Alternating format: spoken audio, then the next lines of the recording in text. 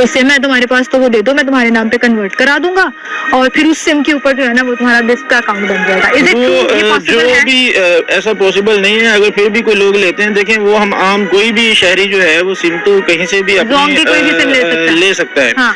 लेकिन वो हमारे सिस्टम में रिकॉर्ड में नहीं आएगी, क्योंकि हमारे सिस्टम में जो सिम यहाँ से इशू हो रही है उसको बाकायदा हम एक डाटा बैंक बना रहे हैं, उसमें रिकॉर्ड कर रहे हैं, हम उसी सिम के अगेंस्ट उसका जो है वो वॉलेट अकाउंट खोलेंगे। जैसे ये लिखा हुआ है कि जो सिम हमारे सेंटर से इशू होगी वही हमारे रिकॉर्ड में। ठीक है, तो यहाँ से कोई भी खातून अगर अपनी सिम लेकर आई है रजिस्टर कराने के लिए तो वो नहीं होगा, नहीं वो नहीं, तो सिम यहीं से लेनी पड़ेगी, यहीं से लेनी और वो रजिस्टर यहीं पे करानी पड़ेगी। और अगर किसी के नाम पे ऑलरेडी 5 सिम हैं तो हम उनको गाइड करते हैं कि कोई एक सिम या एक से ज्यादा बंद करवाएं जो आपको जरूरत ही नहीं है। ठीक है, और फिर यहाँ से वो सिम मिलेगी, 5 से ज्यादा सिमें नहीं हो सकती आईडी कार्ड पे।